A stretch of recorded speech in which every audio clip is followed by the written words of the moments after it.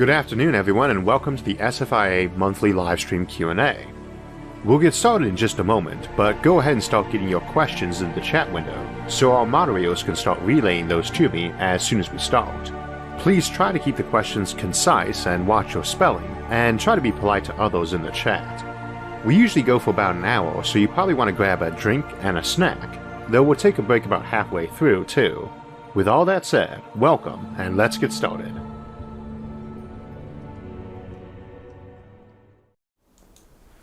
Good afternoon, everybody, and welcome to our monthly livestream Q&A for August 2020. We'll get to everyone's questions in just a moment. If you want to start posting those in the chat window, we do have a few that we have from last time saved up that we're going to try to get to while you're getting your questions in. Sarah? It's great to be with you, Isaac, and today we have several questions from last month, starting with this one. It says, "Hi Isaac, I love your work. Do you think it is more likely that we will colonize Mars with under 1 million people or develop space habitats like ONeil cylinders with the same population?" We don't really know how humans are going to fare under low gravity yet. If the answer is not very well, then the ONeil cylinder for sure. However, the thing about Mars is, while it's a great source of resources, it still has that lower gravity, which even if you adjust to, is probably not going to be as comfortable for a lot of folks as we might think. So we could see a terraformed Mars that has billions of people in it, and we have discussed some extreme methods for terraforming, like for gravity, of dumping a black hole to the center of it. But I would just tend to guess on average that we'd see a lot more folks living in ONeil cylinders, and probably a lot sooner. Any start-off Mars base is probably going to be relatively small, under 1 million people for, I'd say, centuries to come. Thank you. Dax1 asked, will the technological singularity come before the predicted year of 2045? You know, the entire idea of the technological singularity is based off of Moore's law, which is the idea that transistor speed doubles, or transistor size halves, every 2 years or 18 months, depending on which version you're going with. That has not really been true for a while, and we're starting to get to that hard limit. You can't really build a semiconductor too small because it's made out of atoms, and we've already got them down to the nanometer scale, and not, hundreds of nanometers, just 10, for instance. So you can't just keep that going indefinitely. Now, you can obviously start increasing processing power just by making your chips bigger, or making the rest of the thing bigger, but the idea that you're just going to have this takeoff rate with a technological singularity has never really made much sense to me. The basic idea is that if I design an AI that's a little bit smaller than a human, it can turn around the next day and design AI that's just a little bit smaller than itself, and one that's a little bit smaller than itself the next day, or the next minute, and so on. We've been trying to make smarter people for a very long time. We've been throwing more than one person at it. Thousands of people at least have been trying to make smarter people for thousands of years. And just kind of looking around civilization these days, I would say that we've had limited success on that score. So I don't think we should assume one AI is going to be able to turn itself over and make a smarter AI the next day. So the 2045 prediction for technological singularity, and I've heard other numbers for it too, is as soon as a few years from now, a decade ago, and 20 years from now, a century from now. It could happen, but I just don't think we really look at it from the right perspective. Tangent 1 says, I like to think of gravity as matter radiation. I do wonder if it is the result of one or more of the other forces leaking their force of attraction. One of the other forces in the sense of electromagnetism or the strong or weak nuclear force really wouldn't fit. However, there is a similar notion to that out of string theory, which is the idea that gravity is actually a force that is all across the multiverse, and that's why it's so weak, because it's radiating out in all those directions to cover all of them. Which is an iffy proposition, but is one of the ways we can explain why gravity is just so much weaker. Now, the other three physical forces are not equal in strength, but it's a range between about 1 to 100 in difference between all three of those. They're all pretty close together, and that might sound like a big difference still, 1 against 100, but to give you a scale for that, to get to the weakest of those, gravity would need to be a trillion times stronger than it is now. And I think I might be underballing that a little bit. So it's a very weak force, and it's the only one that's attractive. There are also some notions for like dark energy potentially being the repulsive force of gravity and things like that, or anti-gravity, which we discussed a bit of in the anti-gravity episode, Clark Tech Anti-Gravity. But for right now, that's mostly just theory, and I just can't see it really being an electromagnetic force, and the strong and weak nuclear forces don't really fit. See the antimatter episode for more description on how those two work. Great. Well, it looks like we've got a lot of questions coming in, so let's jump into some from today. First, Jake Kraus says, what do you personally believe is on the other side of a black hole event horizon? More black hole.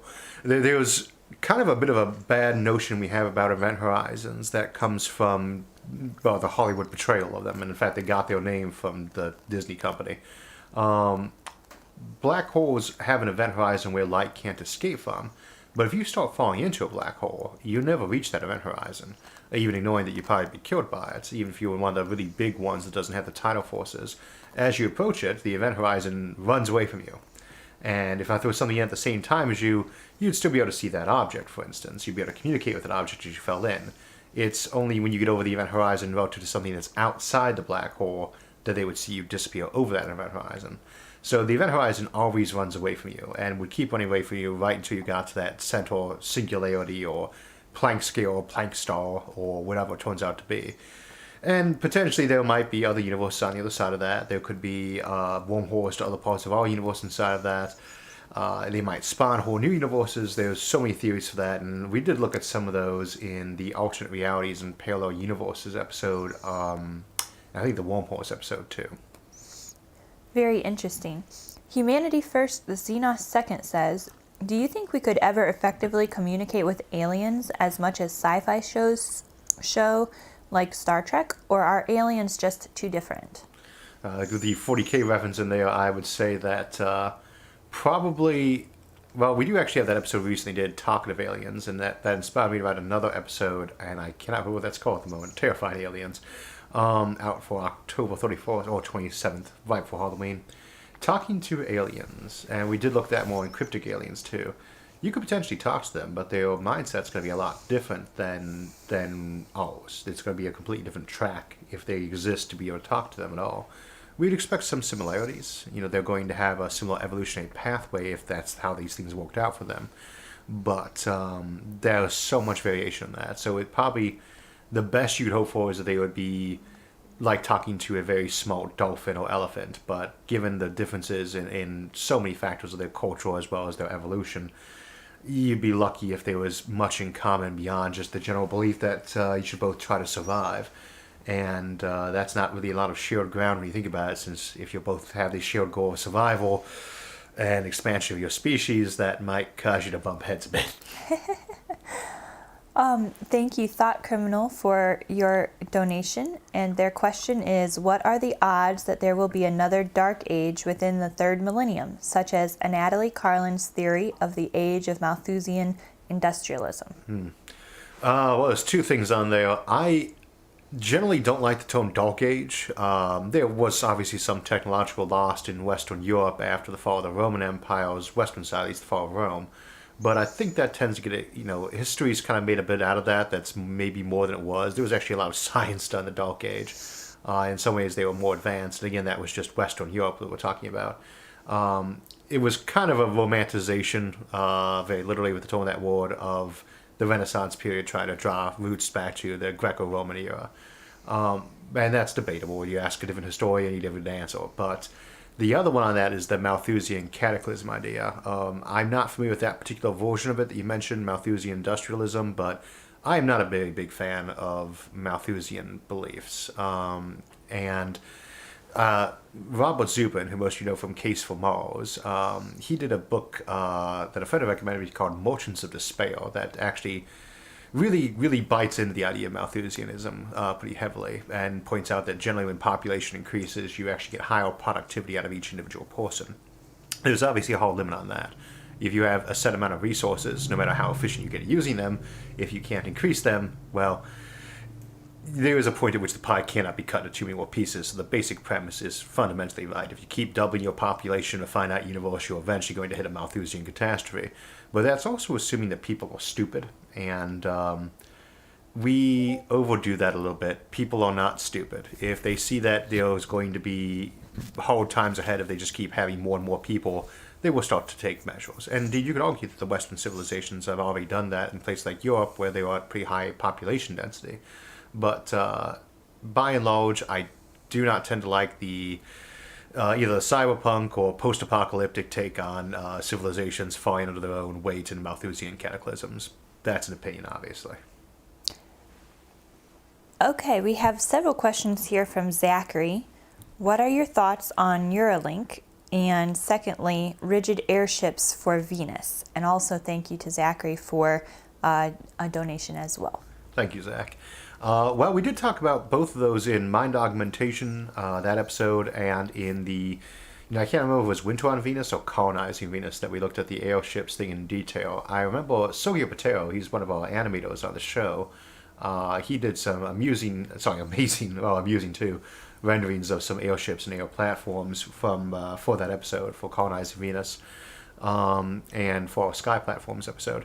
I like the idea of rigid airships as a way to get a basic settlement or outpost on Mars, because you can float in the upper atmosphere there. And the nice thing about Venus is because it's got so much carbon dioxide, you can float with just oxygen and nitrogen. You don't need helium. And if you're floating up the place where they're going to be nice and buoyant, you can actually find an area where the temperature is livable. I can't see it as the major way that you colonize the place unless you're going to go for a full-on shell ward, in which case I think you'd rather do something rigid as opposed to simply going for lighter than aircraft. What was the other part? Neuralink? The problem with Neuralink, and there's been a lot of progress on it, it's amazing. In that Mind Augmentation episode, I did link the current research they were doing on that in summary form. It's amazing what they've been able to do, like plugging 3,000 connections into one mouse's brain. But there's still a lot of progress that needs to be done on that for it will be anything that we can, well, even use on animals, let alone humans. But it does show a lot of progress, and it's the first real progress on it. So I think it's taken it from science fiction to science fact. And I really do think we'll have things along those lines inside the next decade in commercial application. Maybe two, but we'll start using it for medical purposes, things like helping out the sight impaired or audio impaired, probably a lot sooner than that, and might see a great use in prosthetics. Alexander, I'm sorry, I don't think I can pronounce the last name properly, Podkev, says, can you do an episode on reanimating the dead as a Halloween special? We already have a Halloween special for this year. It's Terrifying Aliens. Oh, that actually does sound like a fun episode. We can do it on that one. Thought Criminal also made a donation and has another question. What do you think of the effective altruism movement? Organizations like the Center on Long-Term Risk and Suffering, abolitionists like Brian Tomasic. I have to be honest, I'm not really familiar with those. It strikes a vague recollection, but I'm hesitant to speak because so many organizations, and I could be mixing them up right now. If you want to get with me after the episode, just post that in the comments, and I'll come back and find it and give you a better response than I'm not sure who you're talking about, hopefully. Daniel Alcantara Perez says, do you think biotechnology will solve mankind's shortcomings before we begin space colonization? Potentially. It kind of depends on what you mean by, well, biotechnology and space colonization are both things that are very incremental. You do them in bits and pieces. And you could actually have one develop faster than the other, and, well, sometimes technologies give each other good feedback. Advancing the one, advance the other, paired up together so they really advance very quickly together. Other times you could have bits of delay because of it. As an example, we actually came up with solar power before we were using the internal combustion engine regularly. But it was very weak, it was just copper oxides, and we hadn't discovered semiconductors yet.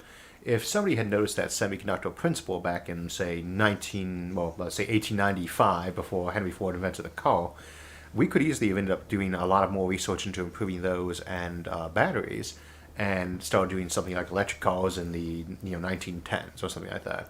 And so that might be an example where one technology kind of displaces another to some degree. I don't see, though, that biotechnology and space technology would actually tend to interfere with each other. Indeed, cybernetics, that's what we always think of for attaching a machine to a human, originally meant just augmenting people with either biotechnology or medical technology for the specific purpose of space settlement to places like zero gravity, the moon, or Mars. So I think they'll be very tied up together. And I think the one big difference is everyone's pretty much in favor of space colonization. Opposition to it is generally just it's expensive. Right? That's about the extent of people's objection to colonizing space.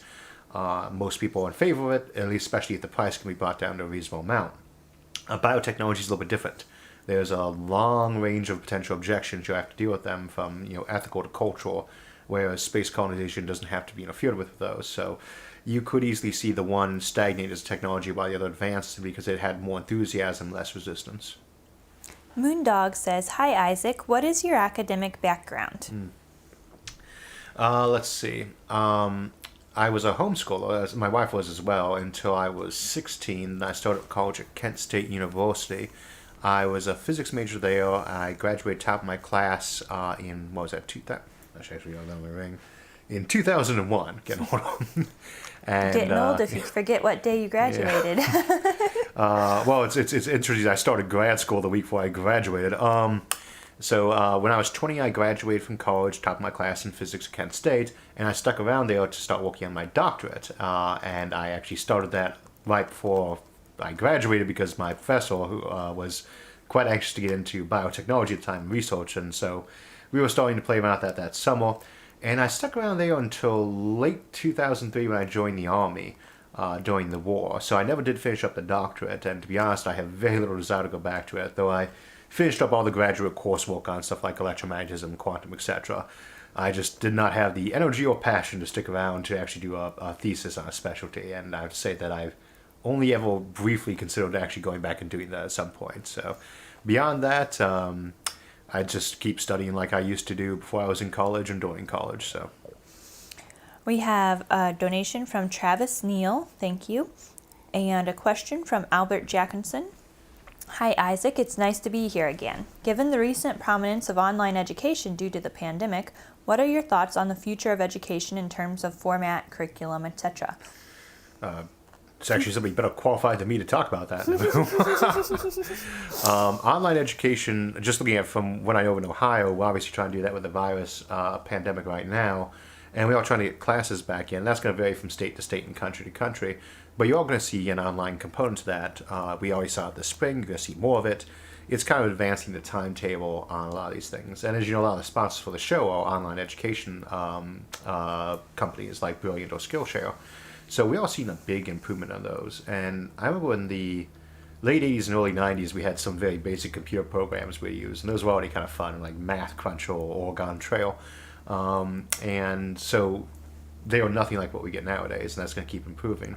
One of the things I would expect to see a lot more of is kind of going away from the, not 9 to 5, but whatever time kids go to school at. Sorry, I'm homeschool. 7 Usually to 3. like 8. 8 o'clock to 3 that kids go Monday to Friday, and not for the summers, is that we probably see less of that in favor of a couple of days of instruction and maybe some of it online, because you still need that one-on-one or in-person stuff a lot too. But we'll have to see how these things develop, and I suspect crisis often brings opportunities and necessity is the mother of invention. I suspect we'll come up with a lot of innovative ways of doing online education mixed with in-person education next year or so. At the same time, in 20, 30 years, absolutely. What we'll start seeing is software that can do things like read the students' eye interest, their contact with the text they're reading, or little things like the temperature of the body, and say, this student is finding the material they're reading or watching right now boring. And it can say, okay, well, this was the history of X, version 1. Let's switch over to version 2. Same information, different presentation format or focus. And it tries that out. And the student says, I find that boring. And it tries out version 3. And say, oh, and they're rapt attention. Little tiny things like that, and especially build up data on the individual student, might allow us to do a lot more of the one thing that is not available to us right now with online or automated education, which is that student-teacher feedback ability and that ability to find out what the student is enthused about and teach to that. And that, I think, would be the biggest thing we could probably see as an advancement in education technology, hopefully in the next generation. Sooner the better. Melancholy says, "If there was another full-scale space race between the United States and China on colonizing the moon, what do you think the overarching goal would be, and who do you think would reach it first?" If it was, well, the first thing to point out is the United States already reached the moon over 50 years ago, so first place is kind of taken. The biggest reason why no one has done it since then is not a lack of technology. Russia could have put someone on the moon within a year or two when we did, maybe a little longer at most. China, inside the 80s, if they really wanted to, probably could have. They took a while to develop their space program, but they certainly could now if they really wanted to. And that's one of the things we're going to look at. We'll continue the Becoming Interplanetary Species episode. That will be our episode 3 of that is on the moon, and talking about what we need for the bases there. And we've done quite a few episodes on the moon, so a wonderful topic to discuss. Going to the moon is not a problem. Finding a reason to go to the moon to justify the cost and risk is a problem. And it is one of those catch-22s. The moon is so useful to outer space, but you have to have a development in space first. And to develop that stuff in space cheaply, you need access to the moon and its resources, and so on. So it's going to be a slow progress of back and forth. As to who gets there first, whoever does, in terms of like a permanent base, it might be a private company like SpaceX, and other countries just rent stuff from them. They just lease territory, or lab space. It might be the United States, it might be Russia, it might be China, it might be the European Space Agency. It could be a number of people, and whoever does, kudos to them. It's nice to have a race that encourages people to work out harder, but we all win, regardless who gets there first. Thank you, Lucas Spranger, for your contribution. He says, thanks for everything you do. There are very smart people thinking we are in a time of accelerating technological progress. Others think we are in a time of technological stagnation. Where do you land? Well, I would have a hard time understanding how we would get the idea of technological stagnation. Potentially we might be plateauing out, which, and I think you do ultimately plateau out with technology. In a finite universe with set physical laws, you're eventually going to figure out what all those laws are, and after that you'll start developing all the useful technologies for them. We've only been doing science for 400 years in a sort of real sense, and really only the last century have we been having thousands of people who made a full-time profession. There will be kind of eventually a maximum on science and technology in terms of understanding this universe. If there's multiverses or parallel realities we can get access to, that knowledge can keep expanding. But in a finite universe, there's a finite set of rules and knowledge you can have about it. As to whether or not we have accelerating technology, that is arguably the case, but sometimes involves cherry picking. As an example, you could look and say, well, we've doubled progress on this. Say, well, how are we measuring this? And so one of the ways they very rarely measure this is by looking at how much money is spent on it and how many researchers are in that field. Once an area looks like it's interesting, like computers, we tend to dump a lot of money and people into it. And often that results in a big boom to your next gains, some of which are very easy. Others, it's like a mountain. The first 5 or 6 feet are easy. The next 5 or 6 feet are even harder, especially if you're trying to jump. So, you have to be kind of careful how you're measuring progress on things of like the technological, scientific nature. We are clearly making progress. That's about all I can say. Mm-hmm. I guess this would be a similar question from Will Reynolds. He says, do you think we will see manufacturing of electronics in space in our lifetime? Yes. Depending on how old you are, obviously. In our episode Kickstarting Space Industry, we brought up several options that might be very appealing as economies. And obviously one of the ones that as Kickstarters, that I thought was very good was power satellites. Another that's often suggested, of course, is the ability to actually bring in gold or platinum from asteroids. The ones we can do in terms of manufacturing, these might be secondary knock-on effects. You've got the industry in place for manufacturing X, Y, or Z in space, and so you can easily rent out or more cheaply establish a facility up there to make things in space. And electronics are very based on semiconductors and crystals. And zero gravity not only gives you much better growing conditions for crystals in most cases, it also offers you some options in which are not possible under gravity, period. So yes, once we can actually get away with manufacturing electronic components in space, we'll be right there doing it. There are things that we just cannot do on Earth that we can do in low gravity. Reese Jones, thank you for your contribution, says, space is hostile. How do we protect against radiation? Remembering the rocket equation and being on a planet with a thin atmosphere and no magnetosphere. Mars? Mars has some atmosphere and magnetosphere, and actually is enough to provide a limited amount of protection compared to something like the moon.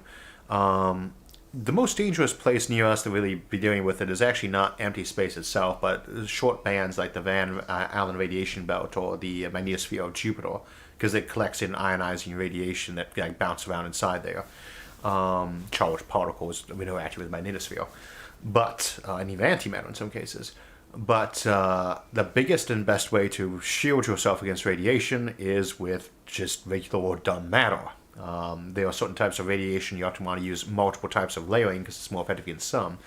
But as an example, the bigger you make your spaceships, and we make them very tiny right now because we have to do everything on the cheap, the bigger you make your spaceships, the cheaper it is to shield them because of this cube square law. If I make a ship twice as wide and in radius and all those things, just doubling it in size, it now has 8 times the value in cargo capacity, and it has 4 times the surface area to protect.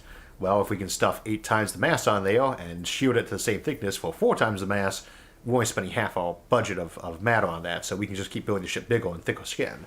Still have to pay the fuel bill for that.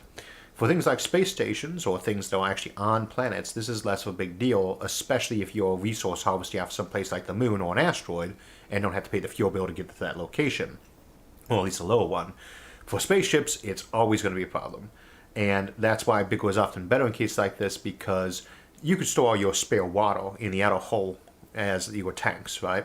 Water is a great it's a great shield against radiation as well as a moderator for nuclear power, which we'll talk about in 2 weeks. But as a whole, you can just store your extra material, extra equipment on the outside of the hull and keep your organic or radiation-sensitive materials in towards the center. And that's an advantage you get from having a bigger ship. So that's one way you can help with radiation shielding on the cheap.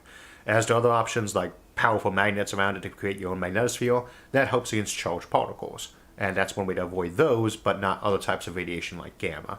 So you use a combination.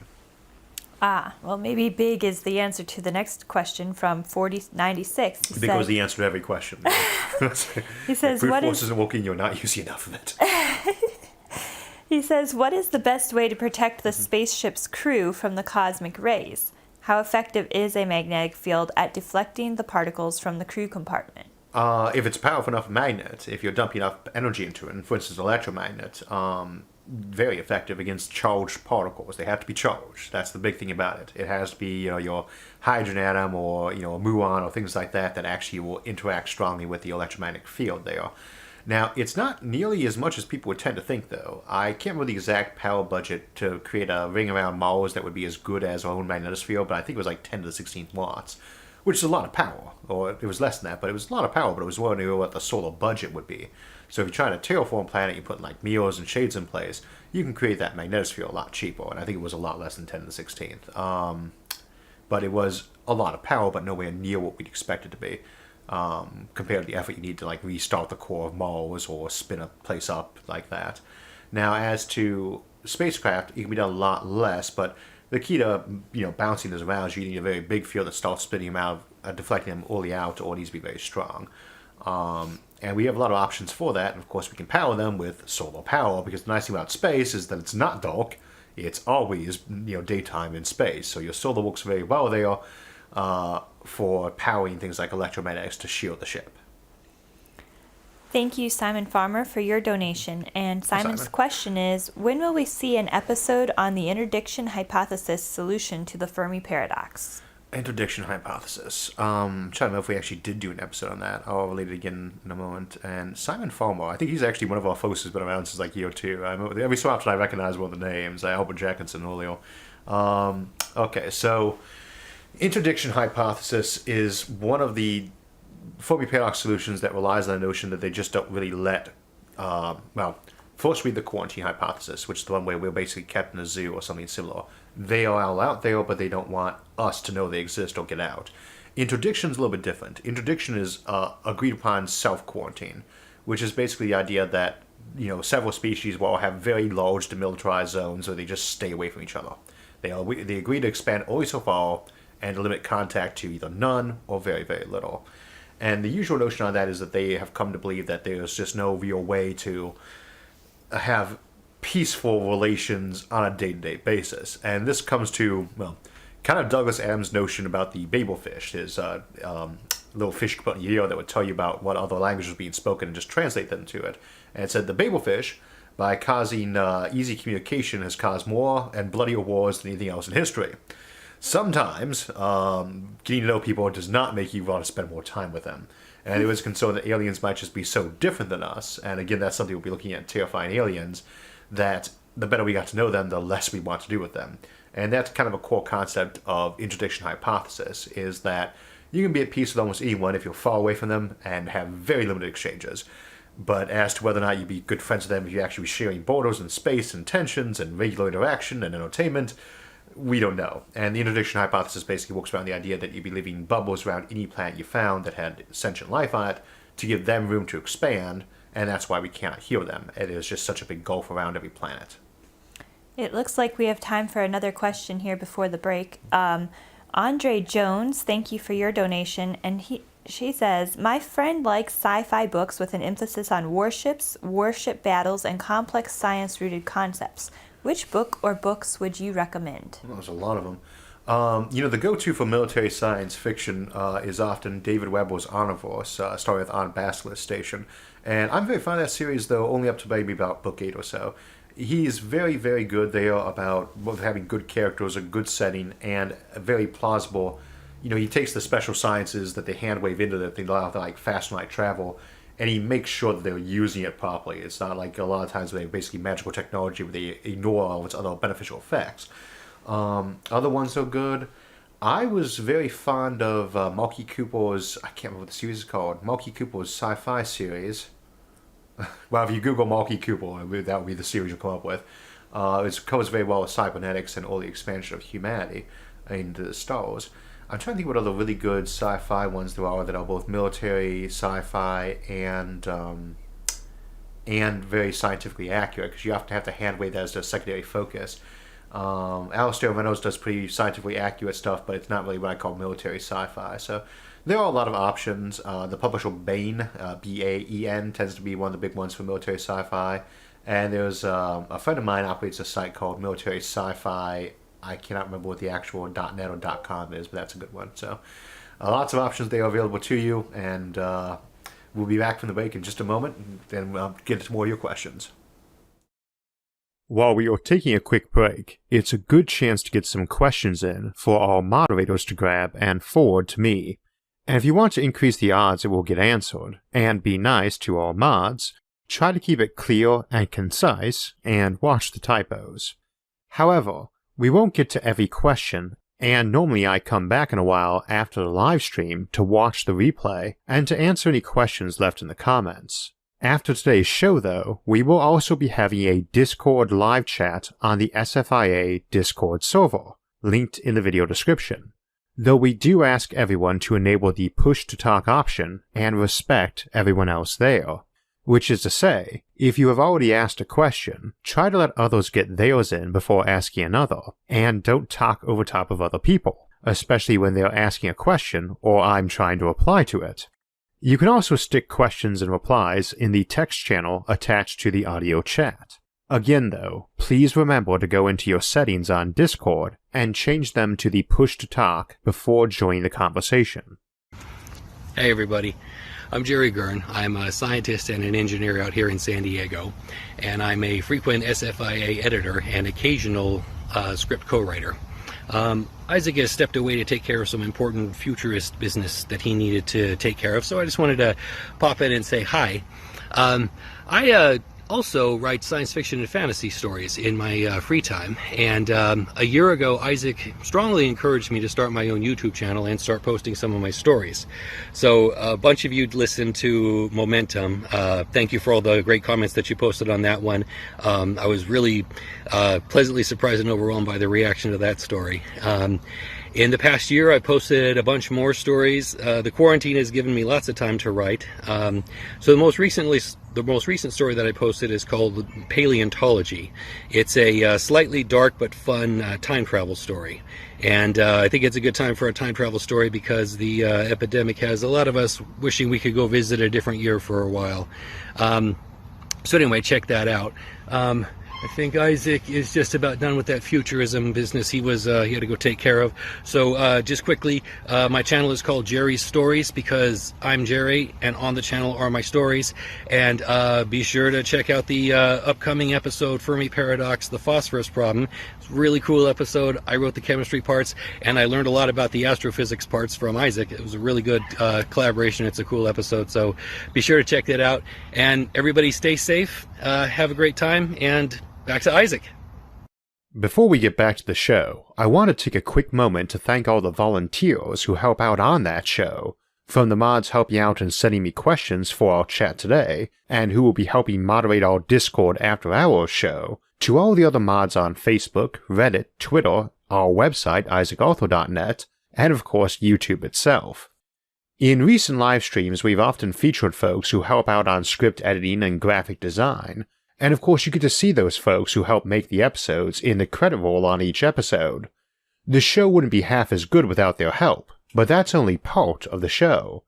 SFIA isn't just about me talking about some topic for half an hour each week. It's about all the discussion and questions and random brainstorming all of you do afterwards. We've built up a phenomenal community in terms of size, courtesy, and cleverness, and it's a wonder for me to behold. But none of that would be possible without all the moderators helping keep things organized and running. If you're not already part of one of those communities, I suggest popping in and giving it a try, as they're always full of stimulating conversation, and while you're there, give a quick thanks and shout out to all the mods for all of their hard work. And now, back to our show. Okay, and we're back. Very good. Now I just have to figure out what questions we had here. Scott Seabrook says, "Hi Isaac, just curious as to whether you see any potential utility in Roche limits. For instance, using Neptune to break up Kuiper belt objects, or creating dust shades around planets, or etc. Love your work." That's actually one thing you might use them for. I tend to like the idea of using them to break up, for Kuiper objects, one of the big ones that's out there is the comets, of course. And you really don't want to slam a planet like Mars with a 6-kilometer wide comet if you can avoid it. So if you can put it into a slow orbit, so it can just kind of Roche limit, break down, and then start falling down, that might be an approach. The other hand, though, is that's likely to set you up a very large debris field. And in the case of terraforming it being so destructive in the first place, you might say, screw it, and just drop the thing right down there and let it burn up and crash. Get some new crater lakes. And there's already water right on hand for them to fill up with. That's not true, they vaporized the water as it came down. But I would say that for Roche limits, the debris issue is what's going to be a constraining factor of using them. Potentially, for objects that are very loosely held together, you might surround them with a much stronger structural material and just kind of take them into orbit where they just kind of break up inside that. But to be honest, I don't think there'd be too much utility to them that I can think of at this time. Haran Ibro says, "Isaac, hi, I just recently started watching your videos. Where do you get your inspiration?" My cat just came in. Bit of a side note while I'm thinking up where the inspiration comes from. I made the mistake of installing a cat door in my office so my cats could come in and out while I was recording. And I found out from my nephew, Abel, that it was also the perfect height for toddlers to stick their heads through, too. So and their arms and various other sundry parts of their bodies when they want to wave and smile. So my great big mutant Isaac. cat, my great big gold mutant cat Flax is calling inside. He's going to come jump up on me at the moment. He's polydactyl with paws literally about this big. I'm sure that's part of the inspiration. Oh, yeah. Well, actually, cats are often inspiration for me. Inspiration. Science fiction is a lot of it. I grew up watching Star Trek and Doctor Who. Star Trek The Next Generation came out when I was 7 or 8, and I fell in love with it in Deep Space Nine. I was a big fan of Tom Baker, so was my mom. We used to watch him on PBS all the time. Carl Sagan. Isaac Asimov, of course, is a big one for me, too. He is one of my two namesakes. I was also named for Newton, but my mom was a big Asimov fan, as was my grandpa. So, he had over 500 books, and I guess we probably had at least 100 of them in the house. And then college, and then the internet forums, talking with the audience. I'd say these days at least 50% of our episodes are inspired by something either one of the audience members says, one of the polls, or one of the production teams suggests, and it just sticks in my head. You were just hearing from Jerry Guern a moment ago, and we have in 3 or 4 weeks the Fermi Paradox Phosphorus episode, and that was his brainchild. He said, why don't we do all this? He sold me on it. I think he was able to sell me very easily on the Fermi Paradox idea, but inspiration comes from all over the place, and I'm grateful for all of it. Don CDXX says, "Isaac, would you consider the Great Attractor as a possible techno-signature of intelligent life, trying to keep matter close as cosmic inflation pushes it all away?" We did an episode, Dark Flow and the Great Attractor as part of our Dark trilogy of dark matter, dark energy, and dark flow, none of which are really related to each other in the term dark, which in physics is kind of like we call prototype, something X, the M or the X8, right? It just means prototype. In physics, dark basically means we don't know. the thing about the Great Attractor is it sounds so mysterious, especially because it's in the zone of avoidance. And I say it's actually the second zone of avoidance. The fourth zone of avoidance, this is what you're trying to avoid with telescopes, is the ground. You always want to avoid pointing your telescope at the ground. The other place you want to avoid pointing your telescope at is the center of our galaxy, which, the big Milky Way belt, because it's so hard to see anything through that if you try to look for other galaxies. The Great Attractor is in that direction. And so it is possible it's a technological signature of some species that decide to get really aggressive or clock tech in terms of dealing with the expansion of the universe. But it's more likely that that's just the rough center of the supercluster complex or other large object that is made different terms for the ones at the scale of hundreds of millions of light years. But that's probably just its rough center and we're getting pulled slightly towards it. Problem is we're actually not getting pulled towards the center of it, and you can see that episode for a lot of the details, but we're still going away from it very fast. It's just we're going away from it a little bit slower than we're going away from everything else, because it does have a pretty impressive amount of gravity, but it's just enough for us to notice it more than anything else. FT says, relating to the Boltzmann brain, if there is a chance of nearly anything happening or being created over time, there must be a chance that after death we could be reincarnated. Yeah, in any system that has an infinite factor to it, whether it's infinite time or infinite space and matter, there's only so many things a particle could be assembled into, right? So, same as you shuffle a deck of cards enough times, you are eventually going to get it right back in the same order you started with. You could shuffle matter around enough to exactly recreate you. And you might actually, and you'd also have a case where you exactly recreated you with your memories of, oh, I thought I just died, and you thought you jumped forward in time. We look at that more on the Infinite Improbability Issues episode and some of the conceptual problems of that, along with our Boltzmann Brain episode. For instance, you will have a universe in the multiverse or an infinite period of time where someone is sublimely convinced they have created a faster-than-light wormhole technology, when what they've actually created is something that if you step through it, kills you. And yet, somewhere, by freak coincidence, there just happened to be an exact copy of them pop out of the location, just out of the void, right? By random quantum chance, the odds of which are insanely tiny, like 10 to the 10 to the 77th or something along those lines, a huge number. But it's still finite, so in an infinite universe it will have happened. And there will also be the occasion where, having done that, that person builds that generator again, and in one version of that, he does successfully not destroy himself but reappear again, and every time people use this, it works, even though it absolutely does not, just by freak luck. That's what happens when you start playing with infinity in cases like this. In any finite probability in infinite universe or either infinite space or infinite time, something will happen over and over and over and over again. But that's still such an insanely tiny number, and our best evidence right now says that we do live in a finite universe and a finite period of time. Thank you, Sean Aspie, for your donation. And his question is, what are your thoughts on the Bob Lazar phenomenon? Do you think he really saw alien spacecraft from another solar system? Possibly. When it comes to eyewitness testimony, and we'll actually be looking in mid-October, I believe, at the 3 Navy UFO footage sites, because that won a poll, so I'm stuck doing it. I normally try to avoid covering phenomena, specific phenomenological events, because I don't like to impugn witnesses. People see stuff. Some of them might be lying, some of them might just be insane, but probably they saw what they saw, and it might not be what they thought it was. Quite probably it was not. But at the same time, I'm just not in the habit of calling people liars, and I'm not in the habit of just assuming that weird things are mundane, because all of science is based around finding those exceptions to where the weird thing really is weird and finding out why it's weird. On the same note, though, Bob Lazar is a bit of a controversial figure, and I am very doubtful a lot of the transuranic materials he's mentioned discussing. So, thank you, Maris Tudix, for your donation, and she says, thank you very much for the endless hours of entertainment and knowledge.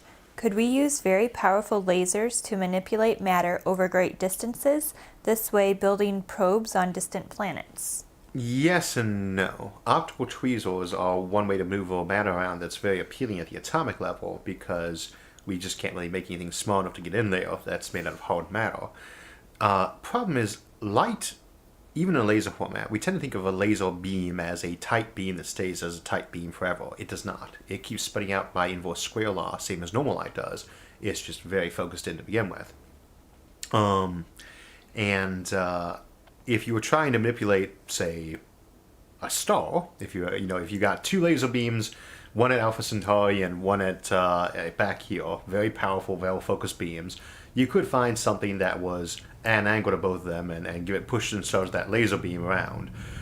That would be insanely difficult to coordinate, and given the power levels involved in that laser, you'd probably be better off just sending a probe out there to do it, but it's possible. And again, the nice thing about light beams is they do travel at the speed of light, and no probe can do that fast, so.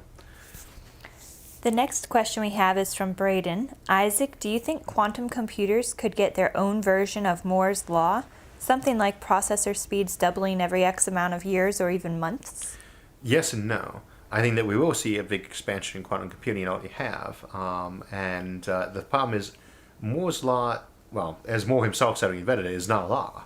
It relies on essentially a coincidence. And even if you look at the original data, right, it was not doubling every couple of years. It was going up a decent amount, going up another decent amount. And if you kind of co-fit it, it roughly was doubling.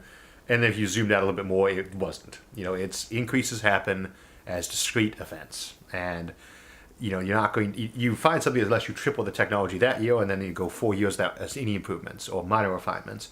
So, and this is something I like to warn people about with things like technological singularities. Don't curve extrapolate. You cannot just say, well, double this year and double next year, so it's going to always keep doubling. This is just not how this stuff works. Discrete individual events took place that made these improvements. If they coincidentally happen to double, over X period of time, you zoom out for a little bit longer, look at a wider time scale, and you see that it did not in a longer period of time beyond that. This is just not the progress that works. It causes people to make some very bad assumptions to predict the future, I think. Brick Muppet, thank you for your donation. Their question is, Mercury is kind of hard to get to, but does Mercury's fast relative orbit give any meaningful delta V advantage to launches from that planet? Is it enough to affect viability of mining there? It's just something people tend to miss about Mars, and we just had a launch window to Mars, is when we shoot spacecraft off to Mars, they actually have to be shot backwards and slow down to catch up, because Mars goes slower than us. Venus goes faster, and Mercury fastest yet. Orbital speed is basically related to how close you are to an object. The closer, the faster. Now, that makes Mars a very interesting place to potentially be building spacecraft and winging them out into space, especially because you could build a big laser platform and orbit it there, right, powered by the sun, and push that thing real fast outside the solar system, too. For interstellar purposes, not that useful. For interplanetary, it might be a very nice place to be resource harvesting, but the thing to remember is that something's speed, its orbital speed, is related to how close it is to the sun, because it has to be going that fast not to fall down. As it goes further away, gravity pulls on it and slows it down. So, you launch it out of there, but it's trying to escape the sun's gravity well at that point. It will slow down a bit. As to mining itself, that's essentially, it comes down to the escape velocity of Mars, which is, I want to say, actually a little higher than Mars for Mercury. But Mars and Mercury, same surface gravity. Mercury is a little bit denser than Mars because it doesn't have any of the light elements. They all burned away. Jonathan says, have you read any new sci-fi, and what's your favorite book from the past 5 years? I don't know if they need 5 years, maybe 5 days. I actually am beginning to read as much as I probably should have the last couple of years. I'm trying to think what the most recent book I finished was. Actually, the most recent book I finished listening to was a Black Company novel, which is fantasy. Let's see. And there was a 40K novel I'd listened to recently, too. New sci-fi. There is actually a ton of it. I'm just trying to think of what it actually is of late. And the next one that came to mind was I was hoping Jerry proof his one story of late that we mentioned during the break. Favorite sci-fi novel of the last 5 years might be a better one, and I'd actually say it was probably The Prefect or its sequel, Elysium Fire from Alistair Reynolds, which is probably not a surprise. Everyone knows I'm a big fan of him. But that would probably be my favorite of late for sci-fi. Zurich Zarowski says, Isaac, why don't we have any space hooks yet? Just why? In your opinion, and of course I will appreciate, and greetings from Poland. Our cover artist, Jacob Grigor, who's the longest volunteer on the show, is from Poland, too. I just want to thank him real quick, because we've had people come and go over the years as volunteers to get busy, but Jacob's been here, first one to volunteer, still here every week. So, let's see. And I completely forgot what the question was. Why don't we have space hooks yet? Skyhooks work best in tandem with hypersonic aircraft, and we did look at some of the scramjet options for that in the space planes episode. And of course, you could potentially do that with a mass driver that's shorter and faster and easier to build than anything that would launch something right to orbit. So Skyhooks got looked at a lot in the Haskell program in 2000, and I think we probably would have been pushing more towards them, except, and I was talking earlier about how sometimes an improvement to one technology can slow another down. SpaceX has done such an amazing job with reusable rockets that the space plane scenarios and Skyhook scenarios have been kind of pushed to the back burner for a while. But if we suddenly saw a massive improvement in our capacity to manufacture carbon nanotubes or graphene at industrial levels, I think they'd make a rapid reappearance. But I'd say that's probably the biggest one holding them back right now, ironically, is that we're doing so good with reusable rockets. Chris's question is, how are we determining the mass of whole galaxies to detect dark matter? It seems that it would be hard to pin down an accurate mass for so many stars, dust, and rocks. This is his first question. Thanks, Chris. It is very, very, very hard to pin down the mass of galaxies. You can start looking at some of the research from Hubble's era in the 1930s, and Zwicky? I think it might have been Zwicky, was the one who first proposed dark matter. We have a number of ways that we estimate, and what we try to do is compare them separately, and if they actually match up, these different estimation patterns, then we usually know we're on the right goal. First and easiest way is to look at a bunch of galaxies and guess how many stars there are based on their luminosity, their brightness, and how that inventory comes up, and say, based on that number of stars, this galaxy, which has half again as much brightness, is half as bright, half as massive. That would be one way to estimate. Another would be to look at two galaxies that are relatively near each other and see how much they are curving towards each other from gravity as opposed to expansion from Hubble expansion.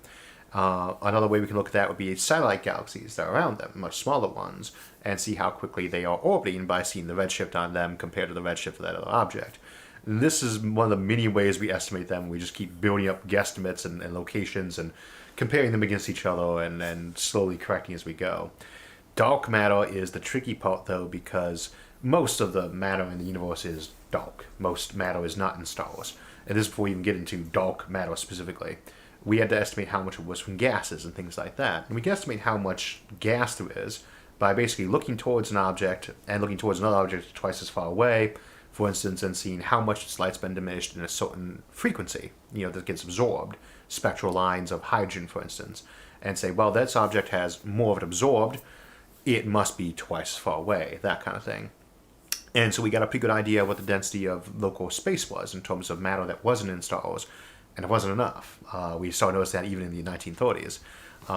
And so we said, well, we've got all this matter. We've estimated by so many different methods of regular matter. We said, we've got something that has a gravitational effect, and we can see it by how it causes the galaxies to spin or attract to each other. We can see the gravitational footprint of them, and we can see no other footprint at all. Whatever it was dark, not like infrared or in the radio spectrum or absorbing things. It just had no interaction with the universe whatsoever other than gravity. And this is where we get dark matter from. And that is the basic origin of that name. And so basically, by seeing the gravitational impact of it, we see the stuff. And all we can tell right now is it tends to clump up around galaxies, but it doesn't really clump up in the same way matter does because it doesn't interact with itself, so it can't slow down and form stuff the way we normally do with things like accretion disks or rings around planets that eventually form an object. Jonathan wants to know if you ever rewatch your old videos. Very occasionally. What's interesting is I almost never watch a video after I render it. That's why the production crew is so grateful. I'm so grateful for them. Is they go back and check for errors because I can't stand watching them when I've just finished working on them because I've just been watching it on and off as I did the clips together. But I do like to rewatch them occasionally. Usually, if we're doing another episode from the same series or on a similar topic, I'll go back and see. In any given episode, we have a lot of material that just doesn't make it. It's in the draft, or it's in my head and doesn't quite make it to the draft even, that I want to talk about, but there wasn't time. And so I'll go back and listen to an old episode on a parallel topic and say, well, here's the basics I need to recover, but here's the other stuff I didn't get a chance to talk about, and now we'll go and do that. Or sometimes I'll actually go back and watch the stuff from Season 1 or the original episode just to kind of remind myself how much progress I've made in terms of visual and audio quality sometimes. So it's a humbling experience at times too. Fallen God, thank you for your donation, says, thank you for sharing your thoughts. Love your show. How long do you think it will be before we attempt an ONeil cylinder?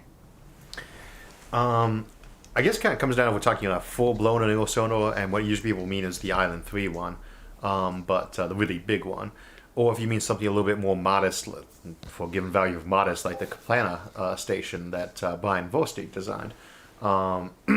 And something like that, or like the Gateways one, that's just a basic gravity one that simulates either moon gravity or Mars gravity or Earth gravity.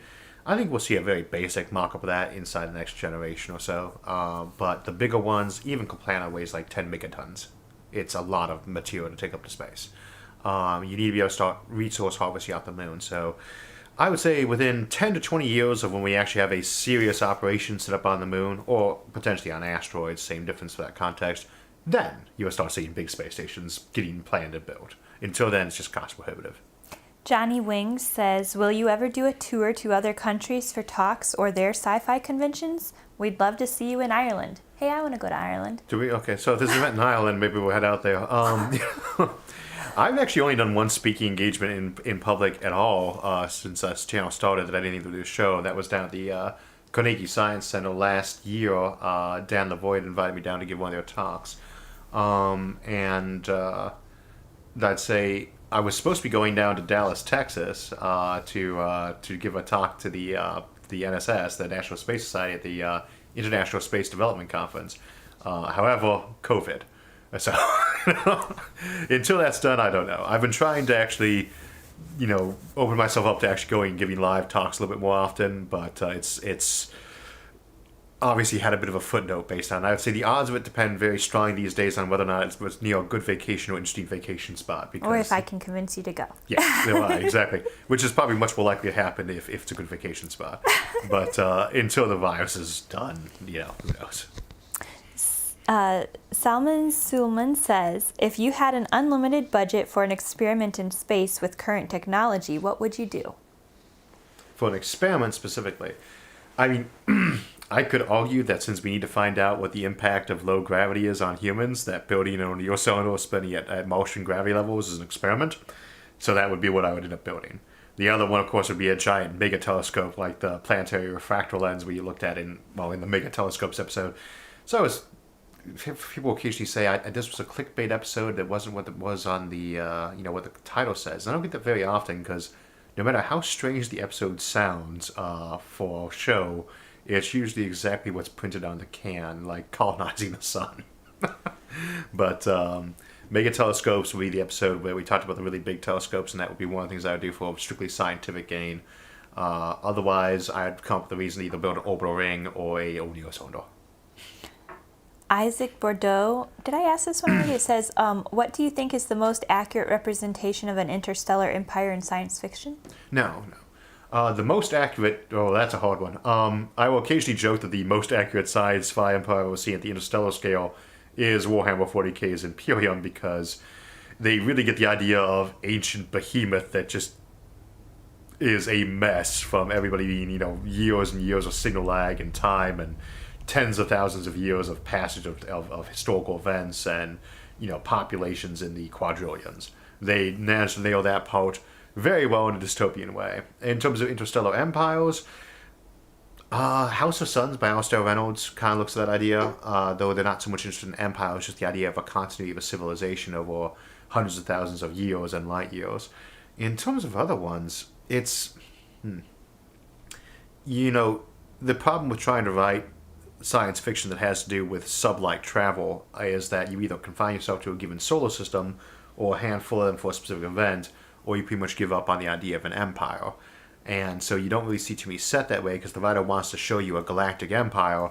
They don't want to have one where the phone calls take 1,000,000 years. So I think that's probably why you don't see too much realism with that. If you've got fast light travel, then any number of them. The Empire from Foundation series by Asimov, Dune by Isaac Asimov, just name another, Dune by Frank Herbert, another big ones, Ender's Game series in terms of the, I can't remember what it's called, the league he has in the later books after Ender's Game, though. That's a very good one by Orson Scott Card.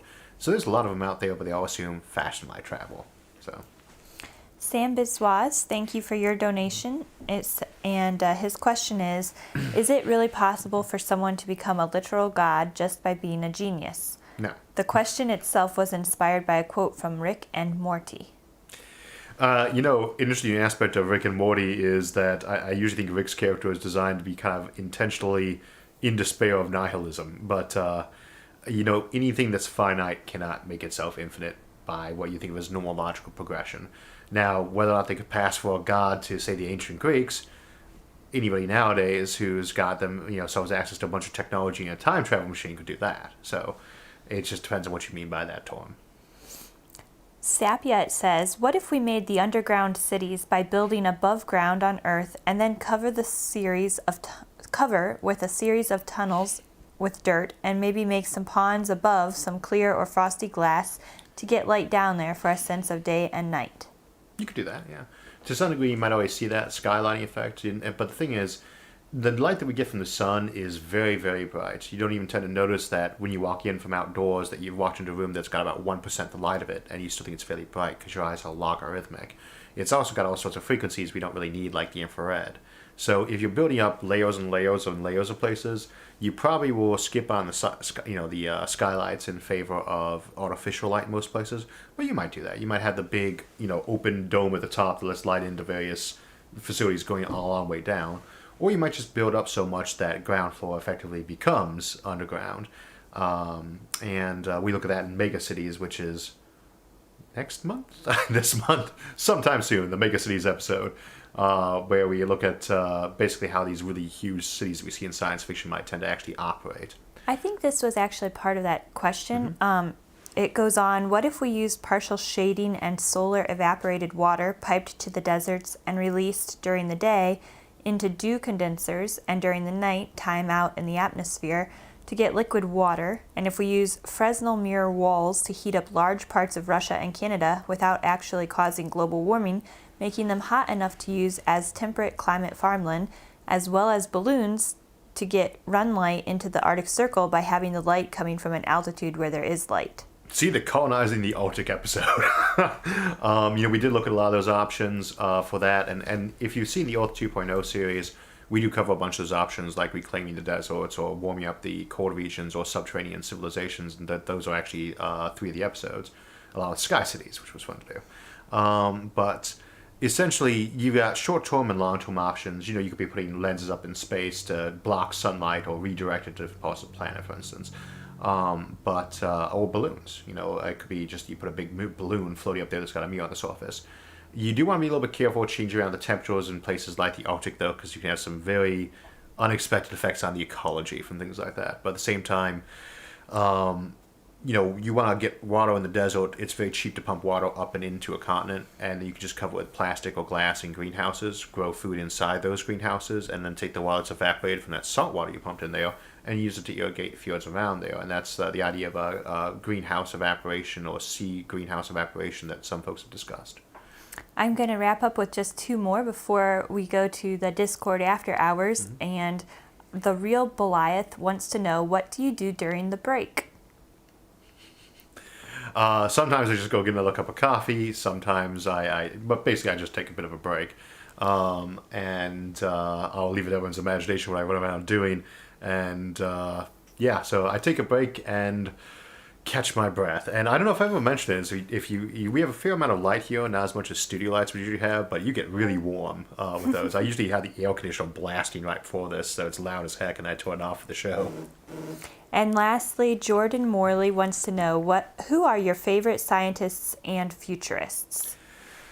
I was actually a little bit surprised recently because I was looking up a futurologist I didn't recognize, and it put up a Wikipedia list of famous futurists and futurologists, and it was about 150 people on there, and I was one of them. And I did recognize about half of them.